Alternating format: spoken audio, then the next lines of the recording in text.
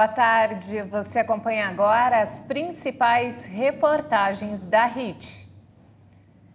As clínicas particulares de todo o Brasil começaram a aplicar a vacina contra a Covid. Por enquanto, serão utilizadas inicialmente cerca de 2 milhões de doses da AstraZeneca importadas dos Estados Unidos. As doses custam entre R$ 250 e R$ 350. As clínicas particulares das capitais de todo o país já poderão aplicar a vacina AstraZeneca contra a Covid-19. A fabricante importou 2 milhões de doses dos Estados Unidos para o Brasil, uma das exigências para a venda no mercado particular, aberto a partir do fim do estado de emergência em saúde pública, definido pelo Ministério da Saúde em 22 de maio. A embalagem do imunizante será diferente da que os brasileiros estão acostumados a ver na distribuição da Fiocruz para os postos de imunização espalhados pelo país. A Françoise aproveitou a hora do almoço para atualizar a caderneta de vacinação. Para ela, a rede pública tem vacinas suficientes para cumprir a demanda da população. A não ser que a pessoa tenha muita urgência, não tenha como ir até um posto para tomar vacina gratuitamente. Serão oferecidas vacinas apenas para pessoas acima dos 18 anos que precisam completar o esquema vacinal ou que estejam se vacinando pela primeira vez. Todos os casos serão registrados no Programa de Informações do Governo Federal, o Conect SUS. As clínicas também devem checar se o paciente já se submeteu a todas as doses para evitar excedentes. A gente sempre foi complementar ao SUS. Eu acho que o grande público que vai usar a vacina de Covid no mercado privado são pacientes com avaliação de risco individual feita pelo médico. Então, o médico vai entender que já tem 5, 6 meses que ele tomou a terceira dose ou tomou a segunda dose, que ele é um paciente que está num risco aumentado, que ele deve antecipar a sua quarta dose. Só que essa quarta dose ela só está disponível para maiores de 60 anos no Programa Nacional de Imunização. Então, ele vai poder procurar a clínica privada e antecipar essa vacina conforme a orientação e prescrição do médico. A Associação Brasileira de Clínicas Particulares de Vacinação afirma que, igual a outras vacinas, como as da gripe, por exemplo, que também são vendidas e aplicadas nas redes particulares, as da Covid-19 estarão disponíveis para a venda. Essa opção pode aumentar o número de pessoas vacinadas no Brasil. Eu acredito principalmente naqueles pacientes que têm um risco aumentado ou que têm imunocomprometido, que não vão esperar a faixa etária de 60 anos.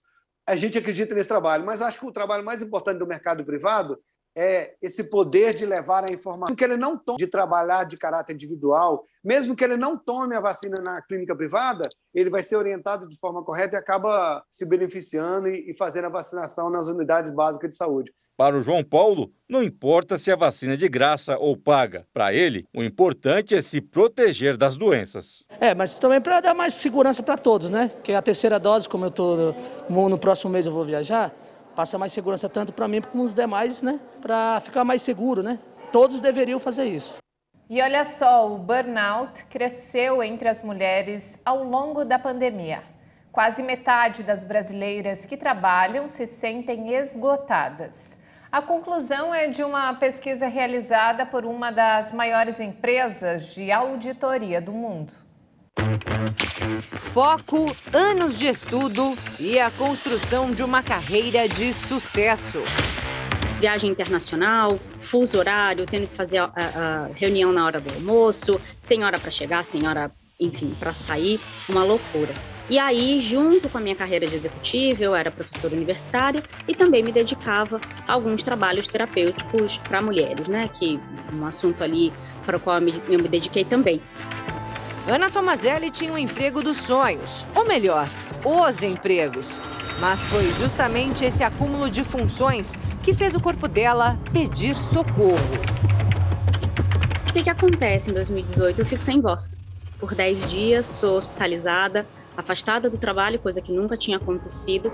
E vou entender, então, por que isso aconteceu. Não era um resfriado, não era uma simples estafa. E, psicologicamente, entendi que, nesse mesmo período, um projeto que eu tinha feito, muito importante para o segmento onde eu atuava, ele foi lançado e foi divulgado na mídia, mas ele foi sem o meu nome. A resposta física estava ligada à mente.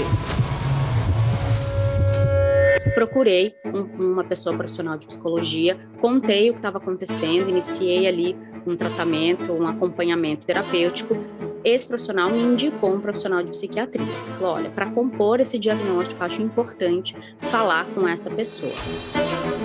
Ana foi diagnosticada com burnout, um fenômeno ocupacional que em janeiro deste ano foi incluído na nova classificação internacional de doenças da Organização Mundial da Saúde. A palavra significa esgotamento, com sintomas de exaustão extrema e estresse gerados no ambiente de trabalho. Quando falamos de esgotamento, ele não vai fechar ali em um quadro, tem que ter outros sinais e sintomas, né? Mas se juntarmos aí o esgotamento físico e mental, ao qual aí o sujeito ele vai ficar com a produtividade menor, ele vai querer realmente não ir para o trabalho, vai querer dormir, vai dormir, mas ele vai acordar cansado, o sono não é reparador, vai ficar mais irritado, concentração vai cair, né? É um problema profissional que, especialmente para mulheres, soma-se às questões do lar e família, como relata Ana, cujos filhos, na época do diagnóstico, tinham 8 e 18 anos. Eu estava casada com meu segundo marido, que não é o pai deles, então veja, administrando o ex-marido, os filhos, ex-marido com guarda compartilhada, os filhos, o casamento, o trabalho, toda a casa. Durante a pandemia, o trabalho remoto associado aos cuidados com a casa e filhos de forma simultânea afetaram mais ainda a saúde mental feminina. O burnout aumentou bastante entre as profissionais daqui do país. Segundo um levantamento realizado pela empresa de auditoria internacional Deloitte, 44% das brasileiras afirmaram estar esgotadas. A pesquisa foi realizada entre novembro do ano passado e fevereiro deste ano, com 5.000 mulheres de 10 países, sendo 500 do Brasil. Depois de encarar o problema de frente e observar esse crescimento, que não começou agora, Ana resolveu mudar de vida e passou a dar suporte a mulheres que enfrentam o mesmo drama. Em 2019 eu fundo a ONG e aí chego em 2022 com uma relação com um trabalho muito reeditada, eu vou chamar dessa forma. Então a maneira como eu trabalho, continuo trabalhando bastante, trabalho não só na ONG, mas também trabalho numa startup de atendimento ao cliente. A organização não governamental fundada pela Ana é o IPFEM, Instituto de Pesquisa e Estudos do Feminino, que atua para ensinar a identificar e interromper os processos de violência socioemocional na família, nos relacionamentos e, claro, no trabalho. E saber que eu entrego um mundo menos difícil para alguém já compensa tudo. Mas como identificar o burnout? E o que é o sinal de alerta que você tem que pedir socorro quando você vai realizar atividades simples, que antes você sentia prazer e que agora você não sente mais prazer e você tem dificuldade até para fazer. Sabe que você quer fazer e não faz, você tem uma situação de trava. Algumas empresas hoje investem na saúde mental dos empregados, como afirma o professor Sérgio, que é também fundador da Fitter, uma startup de inteligência artificial que mede a felicidade profissional dos funcionários. A gente está sendo muito demandado por palestras para a parte de educação e as empresas agora estão começando a implantar metodologias de medir felicidade, de medir saúde mental e mais do que isso, porque só ter o dado não adianta nada. É ter o dado e interagir de uma forma positiva com as pessoas, porque elas vão produzir mais, inclusive, né? Como ex-paciente de burnout e fundadora da ONG que atua no mesmo segmento, Ana ressalta que o assunto, ainda tabu, precisa de mais atenção. Sendo um fenômeno ocupacional, a gente precisa olhar para essas relações e as empresas estão aprendendo a fazer. Não só por uma falta de vontade, mas por um desconhecimento mesmo, por uma ignorância. Então as empresas estão no caminho, estão aprendendo.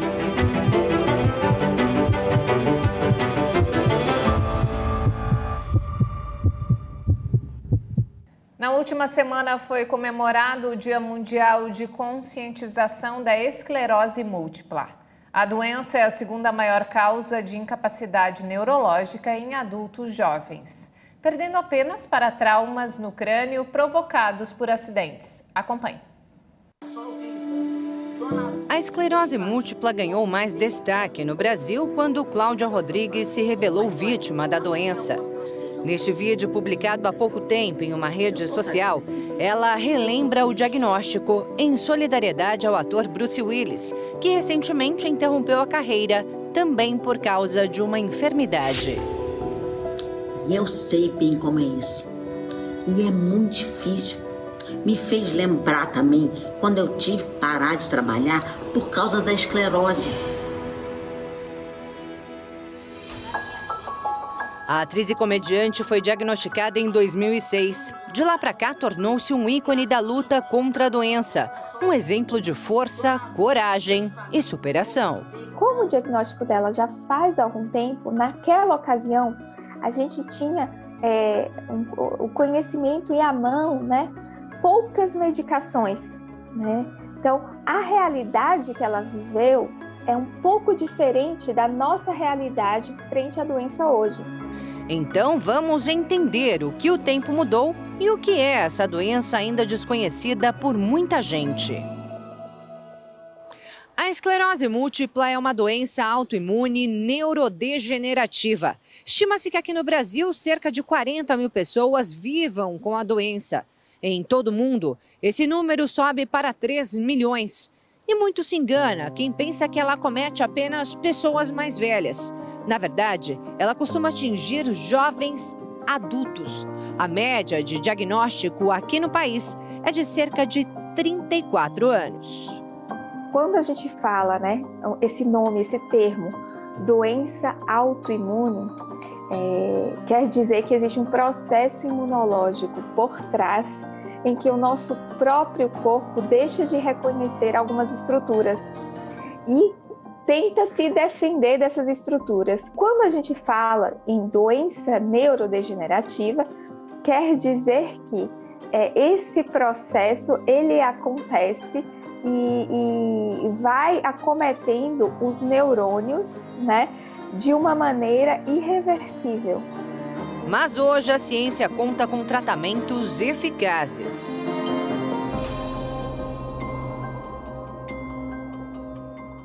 Quando a gente fala em tratamento da esclerose múltipla, existem 2 pilares. Um é o pilar medicamentoso, que é com as medicações que a gente tem disponível hoje, uma gama enorme de medicações, e também o outro pilar é o tratamento não medicamentoso, que é tão importante quanto. Quanto antes o tratamento for iniciado, maiores são as chances de interromper o desenvolvimento da doença. Então, atenção aos sintomas. Alteração da coordenação motora, problemas de equilíbrio e dificuldade para andar, sentir mais uma perna do que a outra quando subir uma escada, formigamento, visão turva e outros sintomas que normalmente são identificados pelo cirurgião dentista. A odontologia tem tudo a ver com a face, mais relacionado a questões tipo parestesias faciais, dores orofaciais, algumas dormências em face, né, em que o paciente pode relatar para o dentista na consulta, né, de rotina esses sinais e sintomas, e a gente com outros sinais como neurite óptica, fraqueza muscular, né, a questão relacionada até a uma mudança de comportamento, a gente pode ajudar um neurologista a fechar o diagnóstico de esclerose múltipla. E é preciso ficar atento a outros sinais, como casos de doença autoimune na família. Por ser uma doença autoimune, quem tem uma outra doença autoimune, existe uma chance de ter esse sistema imunológico que responde de maneira inadequada. Então, aumenta o risco tanto de esclerose múltipla como outras doenças autoimunes no geral. Infecções virais também podem ser gatilhos. Como se fosse o sistema imunológico se ativar de uma forma mais intensa. E há outros fatores de risco. Pressão alta, diabetes, colesterol alto, obesidade, tabagismo e sedentarismo. Mas a neurologista ressalta que o mais importante é que hoje, quem dá início ao tratamento de forma precoce pode ter uma vida normal.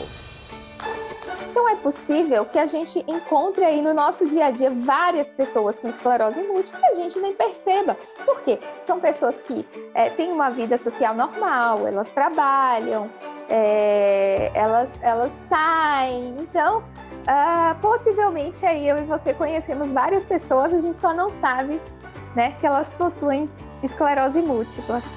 Como a atriz Christina Applegate, que recentemente compartilhou com os fãs a descoberta da doença, aos 49 anos. Na publicação, ela disse que tem sido uma jornada estranha, mas destacou o apoio que tem recebido de todos.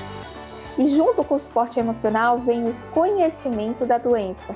Porque muitas pessoas, elas desconhecem o que é, como abordar, desconhecem que uma pessoa com esclerose múltipla pode ter uma vida absolutamente normal. Então esse é o primeiro passo, saber que você tem uma doença crônica, que existe tratamento e que você precisa de um acompanhamento regular, mas a vida é normal.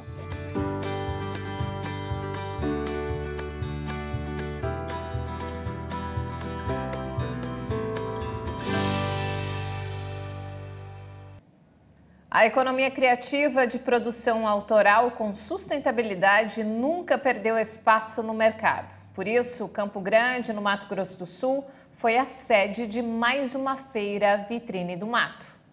Na pandemia, o Vitrine do Mato começou como uma plataforma e-commerce que reunia empreendedores nas áreas de moda, decoração, designer, música, com o objetivo de fortalecer o mercado da economia criativa. Fábio Castro é o idealizador da proposta e explica que para fazer parte do coletivo é preciso oferecer produtos e serviços que agreguem valor. Desenha ou customiza. A gente tem pessoas aqui na feira que estão trabalhando com moda para pessoas com deficiência, por exemplo. Então é uma calça diferenciada com uma abertura, uma etiqueta com braille que a pessoa pode passar o dedo e ver a cor e o tamanho, entendeu?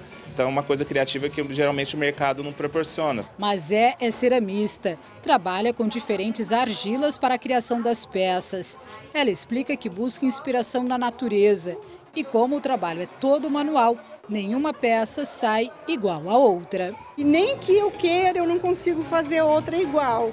Porque conforme a minha mão vai alisando a peça, a argila úmida, molhada, ela vai fazendo esses contornos, essas curvas.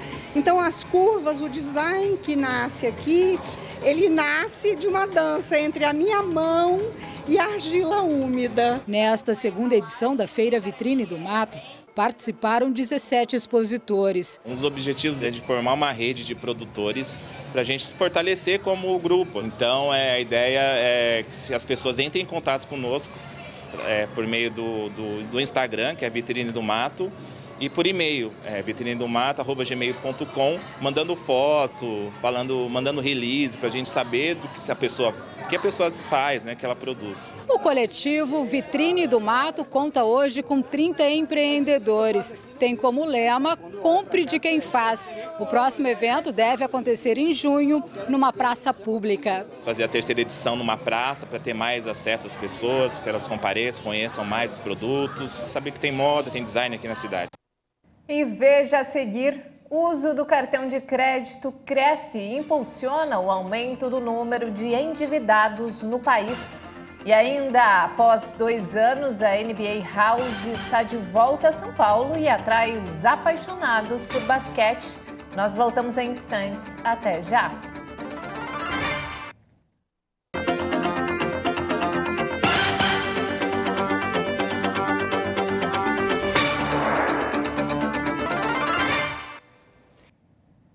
O uso do cartão de crédito cresceu no primeiro trimestre do ano e impulsionou o aumento do número de endividados no país. A repórter Maria Clara Leite traz informações. O aumento no uso do cartão de crédito nos 3 primeiros meses de 2022 foi de pouco mais de 42%, em comparação com o mesmo período do ano passado. Esse meio de pagamento movimentou mais de 470 bilhões de reais no primeiro trimestre. O problema é que é justamente o cartão de crédito o principal motivo do endividamento das famílias brasileiras.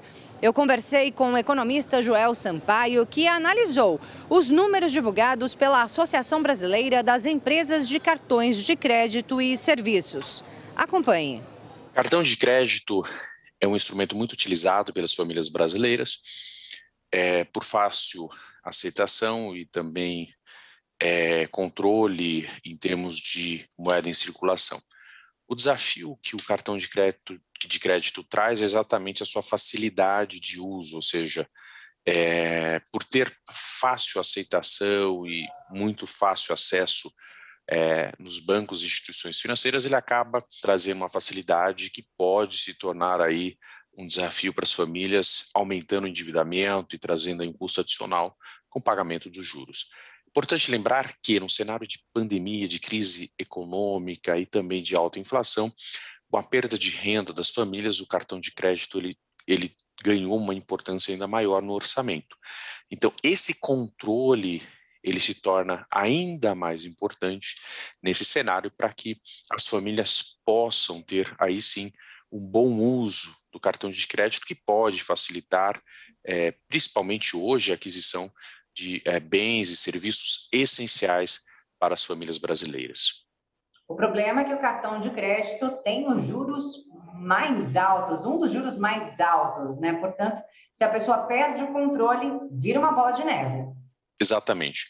O cartão de crédito ele tem taxas de juros muito altas. Os juros cobrados no cartão de crédito, no crédito rotativo, são um dos juros mais altos do sistema financeiro, e aí as famílias precisam ter esse cuidado na hora de utilizá-lo, porque senão pode virar uma bola de neve impagável. E se tiver uma dívida com cartão de crédito, a saída é negociar com o seu gerente, com a sua gerente, para conseguir fontes alternativas de financiamento muito mais acessíveis e baratas do que o crédito rotativo. Tá certo, Joelson. Obrigada pela análise e também pelas dicas. Você já parou para pensar qual a quantidade de lixo reciclado no mundo? Para você ter uma ideia, só aqui no Brasil, o consumo nacional gera por ano mais de 82 milhões de toneladas de lixo e muito pouco ainda é reciclado ou recuperado. Pensando nesses números, artistas plásticos de várias partes do país criaram uma maneira para mostrar que o lixo pode se transformar em arte ou até mesmo em uma fonte de renda.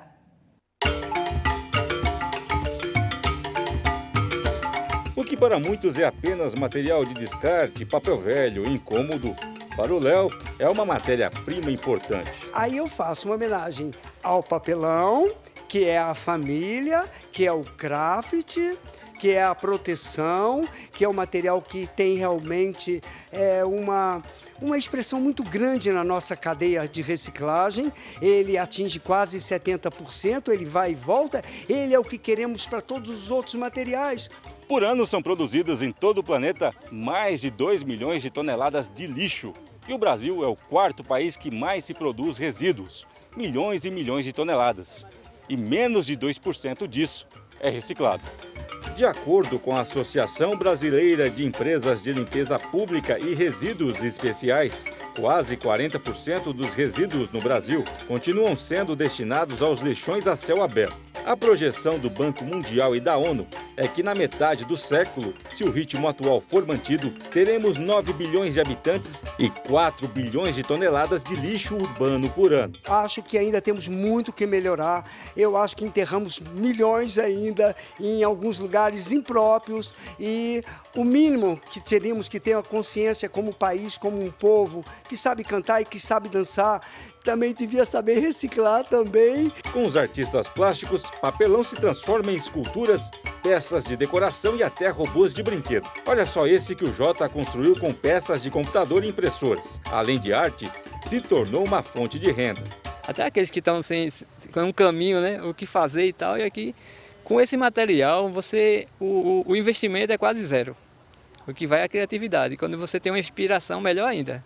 Para os artistas, essa triste realidade do desperdício pode mudar se o mundo começar a se conscientizar da importância da reciclagem, começando pela valorização dos catadores de materiais recicláveis. Eu acho que essa luta não terminou, ela é contínua, ela precisa de ser aperfeiçoada, precisamos de políticas, né, que realmente, independente de qualquer situação, apoiem, porque eles são os agentes, são agentes ambientais, que colhem, que coletam ou que se organizam nos seus galpões e nas suas associações, transformando, né, um material que não é lixo, ele é matéria-prima para outras coisas.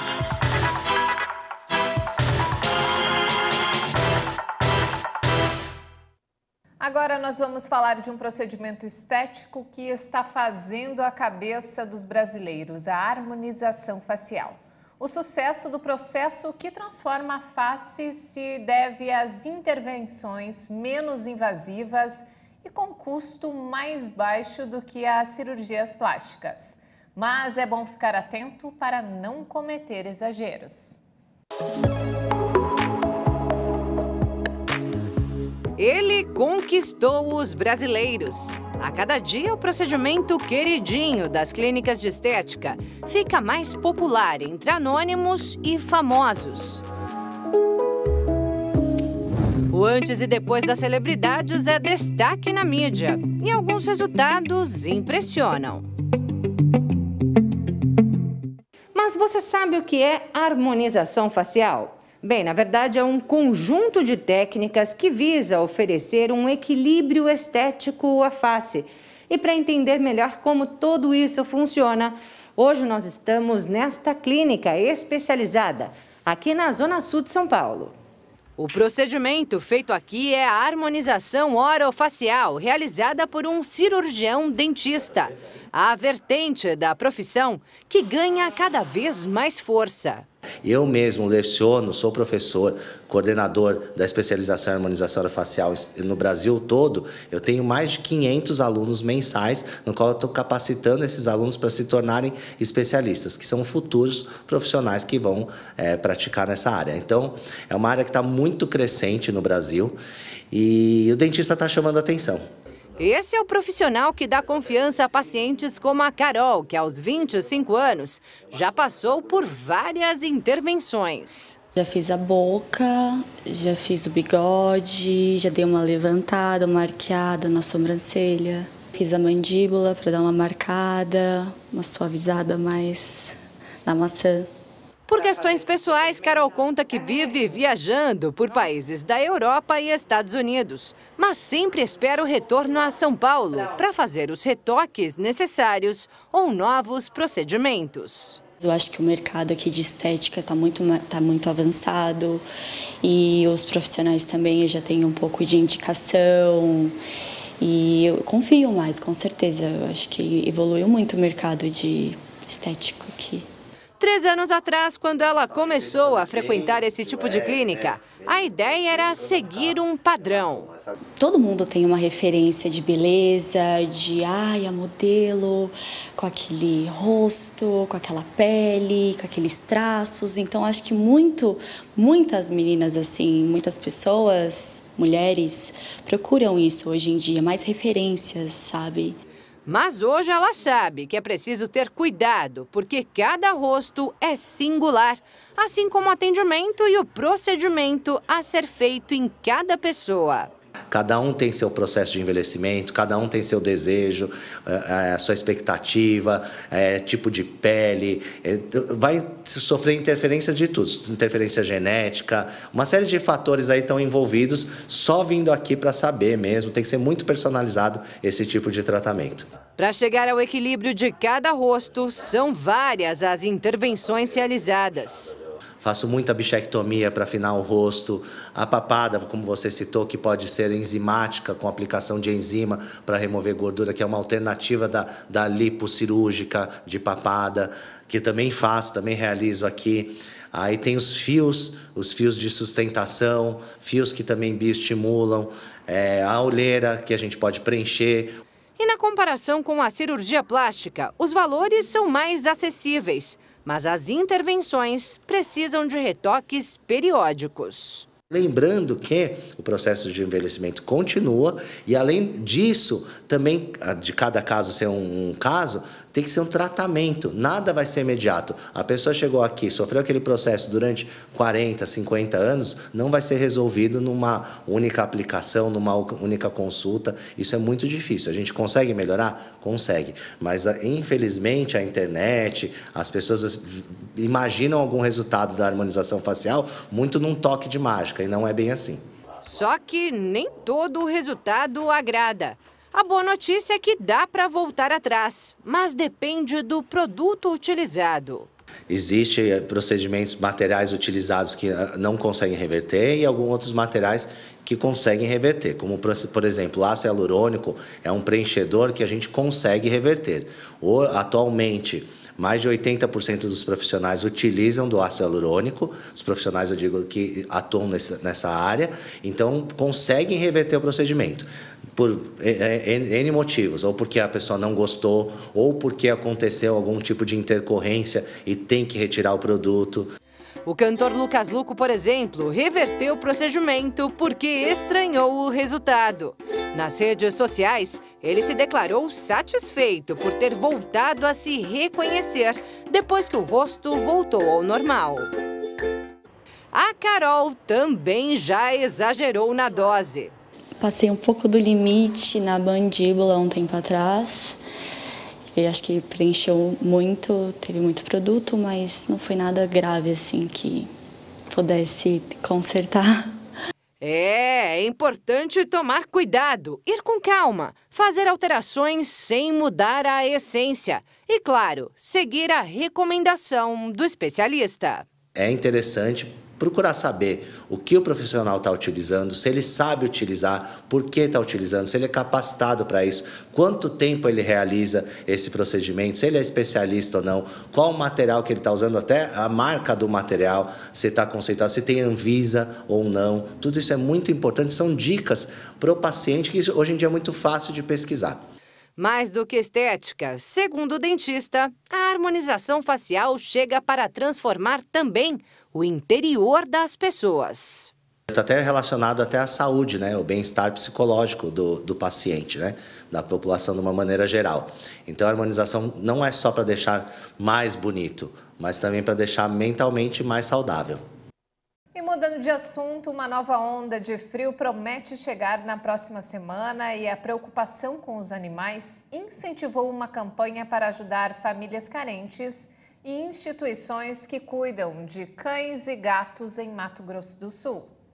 Eles também sentem frio. Esse é o tema da campanha de arrecadação de itens que possam amenizar as baixas temperaturas sentidas pelos animais de estimação. Os animaizinhos também podem desenvolver doenças respiratórias, né, correlacionadas à baixa temperatura, assim como os humanos.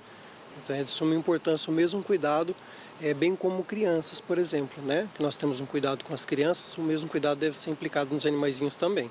A iniciativa da Subsecretaria do Bem-Estar Animal de Campo Grande está só no começo.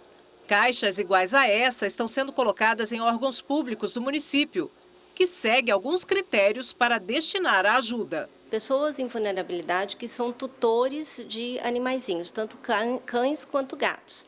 Também os protetores independentes com cadastro no CadÚnico e ONGs que hoje em dia têm cadastro no Conselho do Bem-Estar Animal, que é o CONBEA, ou então diretamente aqui com a gente na Subsecretaria do Bem-Estar Animal. A ação vai até o dia 31 de agosto, mas as doações já começam a ser realizadas durante a campanha, que no ano passado arrecadou 200 itens. A expectativa é abranger mais cães e gatos, arrecadando o dobro de materiais. Em 2021, pelo menos 70 animais de tutores ou ONGs foram beneficiados com os donativos. Nós estamos arrecadando diversos itens, então caminhas, toalhas, mantas, cobertores, lençóis, pode ser ração também, artigos de animais de uma maneira geral, a gente vai estar arrecadando. E antes de encerrar, olha só que bacana, os apaixonados por basquete vão gostar dessa novidade. Após 2 anos, a NBA House volta à capital paulista para comemorar os 75 anos da principal liga mundial. O espaço deve receber cerca de 30 mil pessoas nos 18 dias em que ficará aberto. Acompanhe.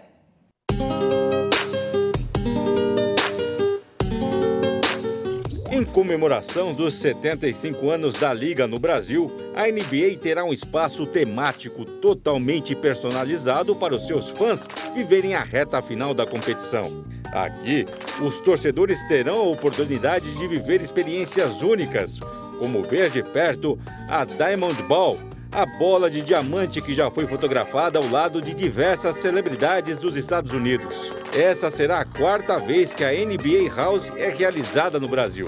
A estreia foi em 2016, durante as Olimpíadas do Rio, e em 2019 teve a presença de mais de 30 mil pessoas em São Paulo.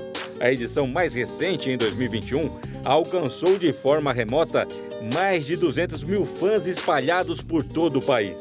Este ano, a NBA House volta a ser realizada com a presença do público e vai homenagear o passado, o presente e o futuro da Liga, em 18 dias de evento. Aqui, os fãs de basquete vão poder assistir os jogos das finais e também participar de atividades ligadas ao esporte. Que só aqui no Brasil a gente tem mais de 45 milhões de brasileiros declarados fãs de NBA, né? E por que a gente vê isso, né? A gente pratica muito esporte, a gente joga muito bem basquete e a NBA tem uma coisa única, né? Que é tratar muito bem ao fã. Da hora que se mistura isso tudo, a gente vê que é uma combinação explosiva aqui no território nacional. Então, cada vez mais a NBA fala português, cada vez mais tem mais fãs, cada vez mais os fãs, graças aos nossos fãs, a gente tem trazido mais grandes projetos para cá, para o solo nacional. Entre as principais atrações estão espaço em homenagem aos jogadores que fazem parte do time 75 anos. Em uma área especial da casa, o visitante vai poder tirar fotos com ídolos da NBA. E a ideia aqui é que realmente o fã brasileiro possa mergulhar nesse universo e entender como é que é ver um item autografado, uma bola especial, participar das ativações, brincar na quadra digital, ou seja, a gente promete oferecer uma experiência única para o fã, para ele sair daqui realmente falando, ó, que bom que essa liga continua tomando conta de mim. E para quem não é fã, eu acho que a experiência é mais legal ainda, né? Porque quem não conhece nada de NBA, as famílias que não estão por dentro do que a gente faz, realmente vão se deliciar, porque a gente tem muita coisa legal para todo mundo curtir o nosso espaço. Os ingressos custam a partir de R$ 40. Para mais informações, no site nbahouse.com.br. O evento aqui, pelo que eu vi, tem para todas as idades. Até se você quiser trazer seu filho, tem um espacinho só para eles ali. Exatamente. A gente pensa em qualquer idade de fã, né? Então você tem o espaço Kids para a criançada vir brincar, para os pais poderem participar das outras ativações. Tem muita ativação legal, muito espaço bacana para os fãs se deliciarem. Tem a nossa loja, tem comida, tem bebida, tem quadra digital, telão de 45 metros quadrados para ver o melhor basquete do mundo. Ou seja, vem para cá conferir que vale a pena. E não temos mais tempo, essa edição fica por aqui. Mais informações ao longo da nossa programação. E se quiser rever as nossas reportagens, é só acessar o canal Hit Notícias no YouTube. Um excelente domingo para você e obrigado pela companhia.